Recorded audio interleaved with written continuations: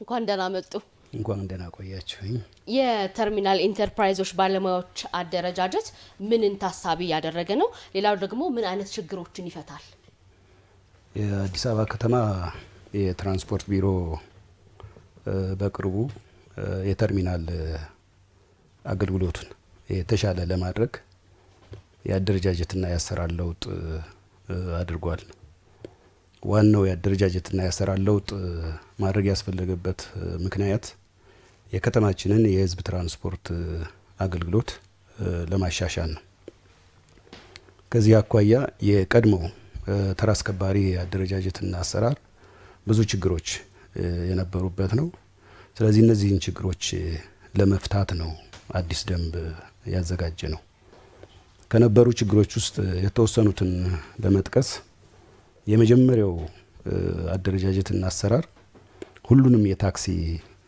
መተላለፊያ ቦታዎች ሁሉ እንደ ተርሚናል ወስዶ የተራስከባሪዎች አደረጃጀት እንዲደራጅ ያደረገ ነበር አሁን ላይ ግን እሱ ትክክል አለመሆኑ ታውቆ መነሻና መድረሻ ተርሚናሎች ብቻ የተራስከባሪ አደረጃጀት እንዲኖራቸው የተደረገበት ሁኔታ ነው ያለው ስለዚህ መነሻ ላይና መድረሻ ላይ ብቻ ያተኮረ አደረጃጀት ነው ከዚህ ቀደም የነበረው አደረጃጀት ግን ከመነሻና መድረሻ ተርሚናሎች በተጨማሪ ህገወጥ ተርሚናሎችን ጭምር እና ደግሞ የታክሲ መተላለፊያ የሆኑትን ቦታዎች ሁሉ እንደ ተርሚናል ተቆጥረው የተራስከባሪ አደረጃጀት ተፈጥሮ የነበረበት ሁኔታ ነው የነበረው ይሄም በመሆኑ ታክሲዎች በመተላለፊያ ቦታዎች ሁሉ እንደ ኬላ እየተቆጠረ ለተራስከባሪዎች ክፍያ የሚከፍሉበት እና እንግልት የሚፈጠርበት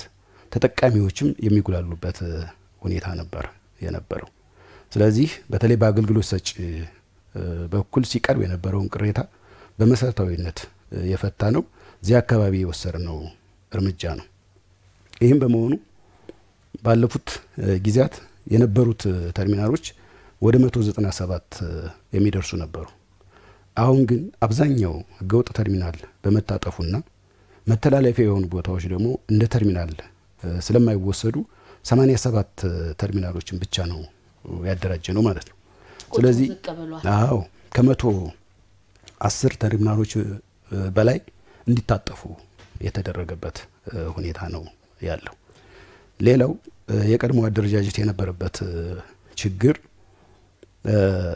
በየተርሚናሉ የሚደራጀው የሰው ኃይል የስራውን ክብደት መነሻ ያደረገ አልነበረም ስለዚህ ጧት እና ማታ በፈረቃ ነው የሚሰራው የተርሚናል አገልግሎት ነገር ግን እዛ ተርሚናል ላይ ሲፈጠር የነበረው የሰው ኃይል ለስራ እድል ፈጠራ በሚል ታሳቢ ብቻ የትራንስፖርት አገልግሎቱን ግምት ውስጥ ባለማስገባት ብዙ የሰው ኃይል የሚደራጅበት ሁኔታ ነበር የነበረው ይሄ ደግሞ በቦታው ላይ ትርምስ እንዲፈጠር አገልግሎቱ የትራንስፖርት አገልግሎቱን ከማሻሻል ያለፈ ገቢ ለመሰብሰብ ብቻ ወደ ማተኮር የወሰደበት ሁኔታ ነበር የነበረው ከዚህ አካባቢ በተወሰደው እርምጃ ቀድሞ የነበረው ያንቀሳቃሾች ቁጥር ከ3600 በላይ ነበር የነበረው አሁን ግን በአዲሱ አደረጃጀት ወደ 996 እንዲመጣ ነው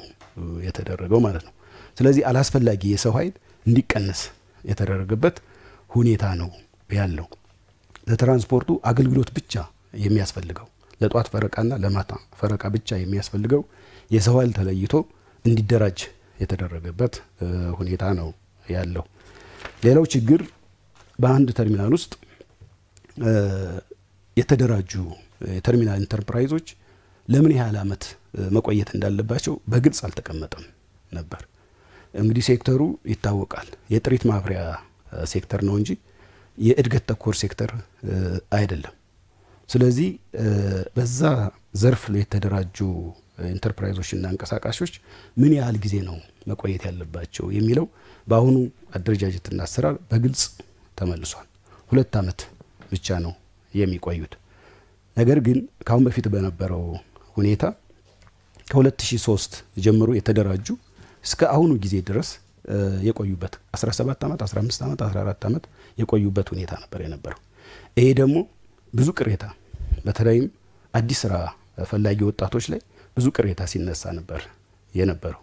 እኛ የስራ እድል ባጣንበት ሁኔታ አንድ ኢንተርፕራይዝ እና ተወሰኑ አንቀሳቃሾች ተርሚናል ለረጅም ዓመት እየተጠቀሙበት ነው የሚል ከፍተኛ ቅሬታ ሲቀርብ የነበረው ነው።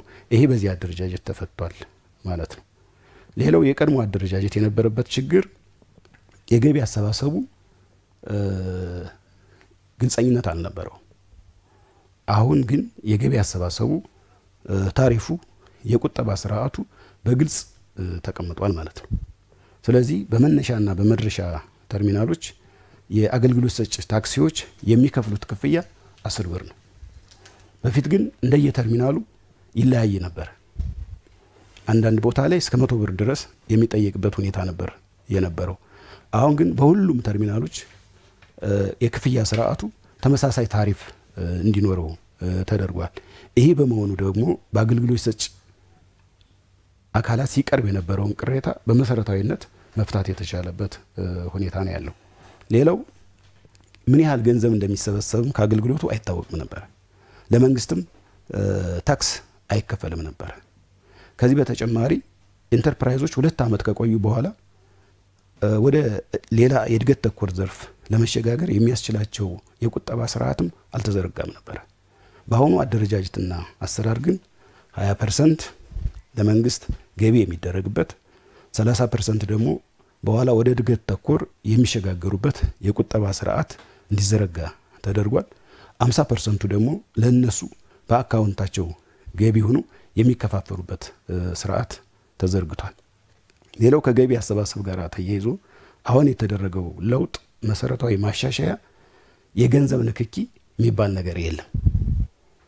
በአሽከርካሪዎችና በተራ አስከባሪዎች ወይም ደግሞ በኢንተርፕራይዝ መካከል የጥሬ ገንዘብ ንክኪ የለም ማለት ነው።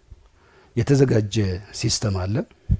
በዛ ሲስተም ብቻ አሽከርካሪዎች ይከፍላሉ። ገንዘቡ ደግሞ ወደ ስኬት ባንክ አካውንት የሚገባበት ሁኔታ ተፈጥሯል ማለት ነው። መልካም። እዚህ ላይ ይቅርታ ላቋርጦና ብዙ ጊዜ የሲስተም ችግር እንዳለ አሽከርካሪዎቹ ያነሳሉ። ይህ ችግር እንዳለ ምን ያህል እናንተ ቢሮ ታውቃላችሁ? የኔ ችግር ለመቅረፍስ እየተወሰደ ያለ እርምጃ አለ ወይ የሚለውን ነገር ቢመልሱልን። ከዛ ውጪ ቀደም ሲል የነበሩ የተራ አስከባሪዎች ተሳፋሪዎቹ እንደሚፈልጉት ሳይሆን አሽከርካሪዎቹ እንደሚፈልጉት ቦታ ላይ እንዲጭኑ ያደርጉ ነበር። ምናልባትም ዳጎስ ያለ ክፍያ ወይ ሊቀበሉ ይችላሉ። ምናልባትም ደግሞ በርካታ ተሳፋሪዎች ወዳሉበት አቅጣጫ ብቻ እንዲሄዱ ያደርጉ ነበር። ዛሬ የተሰማሩት እነዚህ የስራ ዕድል የተፈጠራላቸው ወጣቶች ይህንን ችግር ከመቅረፍ አኳያ ቢሮ ምን ያህል ክትትል እያደረገ ነው? እውነትም እንደተባለው በሁሉም አቅጣጫ በሚፈልገው ተጠቃሚዎች በሚፈልጉት ቦታ ላይ እንዲሄዱና የማስተናበሩን ስራ ከመስራት አኳያ የእናንተ ቢሮ እያደረገ ያለው ክትትልስ ምን ይመስላል? አቶ ያበባል አመሰግናለሁ። ከሲስተም ጋር ተያይዞ እንግዲህ ያው ከጀመርነው ገና ሳምንታችን ነው። ስለዚህ ሲስተሙን ከመለማመድ ጋር ተያይዞ ውስንነቶች እንዳሉ ለማየት ሞክረናል። አንዳንዶቹ በተራ አስከባሪዎች በኩል ያሉ ውስንነቶች ናቸው። ሌሎቹ ደግሞ በአገልግሎት ሰጪዎች በተለይም በታክሲ ሹፌሮች በኩል የሚታዩ ውስንነቶች ናቸው። ሌላው ሲስተሙን ያለማው አካል ጋራም ተያይዞ የመዘግየት ሁኔታዎች የታዩበት ሁኔታ ነበር የነበረው። ይሄ ሁኔታ በየዕለቱ እየተገመገመ ሲስተሙን ካለማውና ከሚያስተዳድረው አካል ጋራ ውይይት እየተደረገ በየቀኑ ማሻሻያ እየተደረገበት ነው። በጣም አሁን ባለው ሁኔታ በጣም ፕሮግረስ አለው። ይሄ ችግር ሙሉ በሙሉ ይፈታል። ያን ያክል ከባድ ችግር አይደለም። ሁለተኛ ደግሞ እንደዚህ በሲስተም ክፍያ መፈጸም አሁን እንደ ሀገርም እንደ ከተማም አዲስ ነገር አይደለም። ግን ያው ሲጀመር የሚያጋጥም ችግር አለ። ይሄ ችግር ግን ደረጃ በደረጃ እየተፈታ ወደ ሙሉ አገልግሎት እየተሸጋገረ የሚገኝበት ሁኔታ ነው ያለው ማለት ነው። ሁለተኛው ችግር ቅድም እንደተባለው የቀድሞ አደረጃጀት አገልግሎት ሰጪዎች ከተሰጣቸው መስመር ውጭ እንዲጭኑ የሚያደርጉበት የሚተባበሩበት ሁኔታ ነበር የነበረው ማለት ነው። ይሄ የሚሆነው ምንድነው? የታሪፍ ልዩነት ስላለው ነው። ለምሳሌ ከመነሻ ቦታው 20 ብር ወደሚያስከፍለው መስመር የሚሄዱ ከሆነ 20 ብር ነው የሚቀበሉት። ይሄኛውን መስመር አስተተው ወደ 70 ብር ወደሚጫንበት መስመር መሄድ ከሆነ ክፍያው 70 ብር ይሆናል ማለት ነው። ስለዚህ አገልግሎት ሰጪዎችና ተራ አስከባሪዎች ተመሳጥረው ከተሰጣቸው ስምሪት ውጭ የሚሄዱበት ሁኔታ ነበር የነበረው ማለት ነው። አንዱ ይህን ችግር ለመፍታት ነው ለሁሉም ለመነሻና መድረሻ የታሪፍ ማስተካከያ ተመሳሳይ እንዲሆን የተደረገው የዚህ ነው ማለት ነው።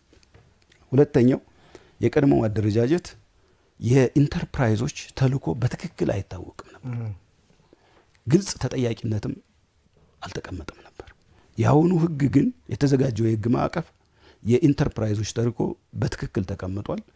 ችግር በሚፈጥሩበት ጊዜ ደግሞ የተጠያቂ ስርዓቱ በአግባቡ ተቀምጧል። በጣም ጥሩ የተቋማት ተግባርና ኃላፊነትም እንደዚሁ በአግባቡ ተቀምጧል። በርካታ ጥያቄዎችን አንስተናል። ምላሾትም ጥሩ ነበረ።